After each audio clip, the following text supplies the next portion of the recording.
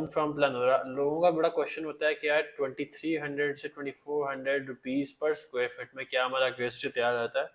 और the answer is yes, बिल्कुल हो सकता है तैयार।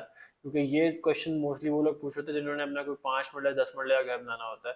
तो मैं आपको आज कुछ की नोट्स बताता हूँ, सामने मेरे खुले भी हुए हैं कि यार मैं किन चीज़ों में कॉम्प्रोमाइज़ करता, किन चीज़ों को थोड़ा क्वालिटी में रिड्यूस करता, लेकिन मेरा ग्रे स्ट्रक्चर बना था और बस ये होता कि एक एवरेज सॉर्ट ऑफ स्ट्रक्चर खड़ा हो जाता है जिसके अंदर आराम से फिनिशिंग करके इंसान रह सकता है।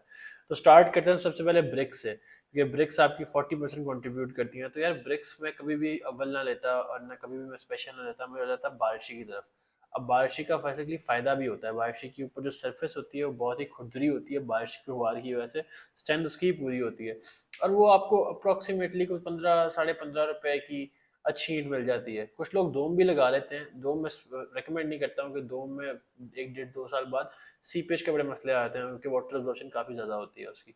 सबसे पहले तो मैं चूज़ करूँगा अपने लिए ये बारिशी ब्रिक, ठीक है, बारिशी ब्रिक हो गई।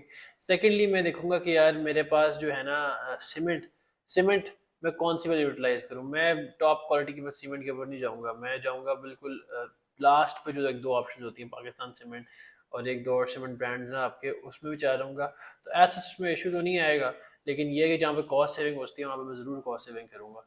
अच्छा, फिर उसके बाद आ जाती है कि यार मैं रेत कौन सी इस्तेमाल करूँगा। रेत तो हर बंदा जो है, मोस्टली हर बंदे की कोशिश होती है कि चिनाब की इस्तेमाल करें, लेकिन अब हमारा बजट क्योंकि कम है तो हम रावी की तरफ निकल जाएंगे। और रावी के लाहौर में, हम स्पेसिफिकली लाहौर की बात करें तो रावी लाहौर के पास है, तो आपको जो है फ्रेट कॉस्ट भी इतनी नहीं पड़ती और रेत भी आपको इजीली अवेलेबल होती है। लेकिन रावी की भी मैं कोशिश करूँगा कि यार उसमें भी कोई एक दो तीन आपके अच्छे जो है ना क्वालिटीज़ होती हैं, मैं बेस्ट क्वालिटी की तरफ जाऊँगा अगर मैं रावी इस्तेमाल कर ही रहा हूँ।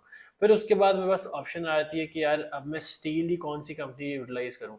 ठीक है, स्टील के अंदर ही मैं देखूंगा कि यार सबसे चीपर ऑप्शन कौन सी है, लेकिन 60 ग्रेड, 60 ग्रेड से नीचे ही जाऊंगा, लेकिन देखूंगा चीपर ऑप्शन सबसे कौन सी है, कौन से वैसा आया ऐसा ब्रांड है जो मुझे जो है सबसे सस्ती प्राइस दे रहा है। बेसिकली उसके अंदर प्राइस वेरियस तक आ रही होती है, एक तो ब्रांड नेम होता है, दूसरा आपका मैग्नीज कंटेंट होता है जो आपका स्ट्रेंथ देती है आपकी जो है स्टील को।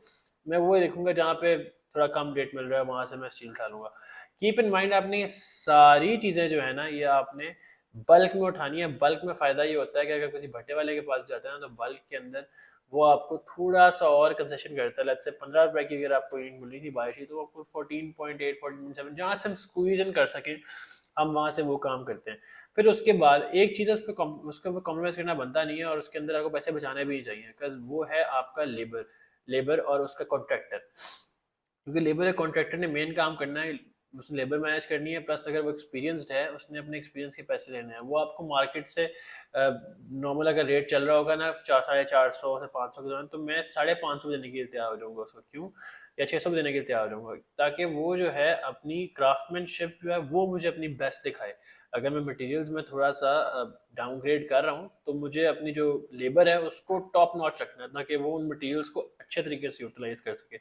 फिर उसके बाद चीज़ आ जाएगी चौगाटों का। चौगाटों में मैं कोशिश करूंगा कि यार मैं वुडन चौगाटों की तरफ चला जाऊँ, मैं ना लगाऊं स्टील की चौगाटें, ताकि उसमें से भी थोड़ी कॉस्ट कटिंग हो जाती है, वहाँ भी बल्क में लूंगा ताकि रेट भी अच्छा मिल जाए। फिर उसका जब शटरिंग की बारी आएगी तो मैं जो कहते हैं अपना कॉन्ट्रैक्टर है उसको कहूँगा कि यार पहले तय कर लूंगा, ताकि वो रेट मेरे लिए और कम कर दे कि उसको शटरिंग जो है वो आप लगा दो प्लाई की, प्लाईवुड की शटरिंग लगा दो, ज़्यादा इजी रहेगी। और उसके अंदर ये कहते हैं मसला सिर्फ कोई नहीं होता, क्योंकि सब शटरिंग का मेन काम होता है सिर्फ सपोर्ट देना है, लेकिन ये है कि वो एक चीपर ऑप्शन है, सस्ते में मिल जाती है, तो मैं उसकी तरफ जाऊंगा।